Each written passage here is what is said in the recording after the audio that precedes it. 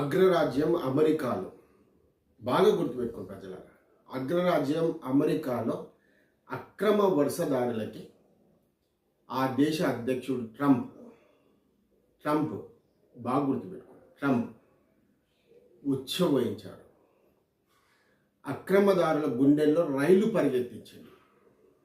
Trump అధ్యక్షుడు అయిన తరువాత అట్లా ఫ్లైట్ పెట్టి అక్రమదారులను అందరినీ ఫ్లైట్లో కూర్చోబెట్టి వాళ్ళ దేశంలో అట్లా వదిలేసి వచ్చేసింది. ఇప్పుడు అమెరికాలోకి అక్రమదారులు వెళ్ళాలన్నా, ఇతర రాష్ట్రాల ఇతర దేశాల ప్రజలు వెళ్ళాలన్నా అక్కడికి ఉన్న పరిస్థితులన్నీ మారిపోయినాయి.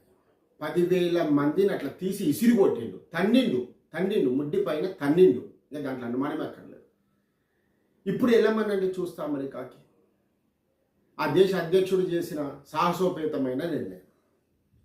ఇక్కడ మన దేశానికి వచ్చేటప్పటికి మార్వడి గో బ్యాక్ అనే నినాదంతో మనకి బండి సంజయ్ గారు ఒక ఊతం ఇచ్చారు. ఏం ఊతం ఇచ్చారు? రోహింగాలని కూడా మార్వడి గో బ్యాక్కి బదులు రోహింగాలు గో బ్యాక్ అనే నినాదాన్ని ఇచ్చారు. చాలా మంచిది, చాలా సూపర్ వర్డ్ ఇది. బండి సంజయ్ గారికి హ్యాట్స్ ఆఫ్. ఇక్కడ ఈ రోహింగాల గో బ్యాక్కి సంబంధించిన అంశాన్ని ఎవరు నిర్మూలించాలి?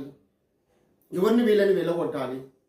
బీజేపీ 8 మంది ఎంపీలు ఈ నిర్ణయాన్ని తీసుకోవాలి. వీళ్ళే దగ్గరుండి రోహింగాలని ఈ రాష్ట్రం నుంచి తరిమి కొట్టాలి. ఎందుకంటారా? ఒకసారి బాగా ఆలోచన చేస్తే, మీరు బాగా ఆలోచించండి ప్రజలు, గమనించండి కూడా. ట్రంప్ మన భారతదేశ పౌరులని ఆ ఫ్లైట్ ద్వారా ఇండియాలోకి తీసుకొచ్చిన తర్వాత, ఇండియాకి పంపించిన తర్వాత మన దేశ ప్రధాని నరేంద్ర మోడీ గారు చెప్పిన విషయం, అక్రమ వలసదారులు అక్కడ ఉన్నారు కాబట్టి ట్రంప్ తీసుకున్న నిర్ణయానికి నేను మద్దతు ఇస్తున్నాను. మన మోడీ గారు చెప్పిన విషయం, మన దేశ ప్రధాని మోడీ గారు చెప్పిన విషయం. మోడీ గారే అక్రమ వలసదారుల పైన ఈ నిర్ణయం తీసుకున్నాక ఇప్పుడు మన రాష్ట్రంలో నివసించే బంగ్లాదేశీయులు కానీ రోహింగాల పైన ఎవరు ఈ సాహసోపేతమైన నిర్ణయం తీసుకోవాలి? ఎవరు ఈ అక్రమ వలసదారులను పంపించాలి? బీజేపీ ప్రభుత్వం, కేంద్ర ప్రభుత్వంలో ఉండే బీజేపీ ప్రభుత్వం, రాష్ట్రంలో ఉండే 8 మంది ఎంపీలు కలిసి ఇలాంటి నిర్ణయం తీసుకొని ఖచ్చితంగా 100% వీళ్ళని పంపించాలి. ఆపరేషన్ కగార్ చేశారు కదా ఈరోజు. ఆపరేషన్ కగార్ మన రాష్ట్రంలో ఛత్తీస్గఢ్లో చేశారు కదా, మహారాష్ట్ర బార్డర్.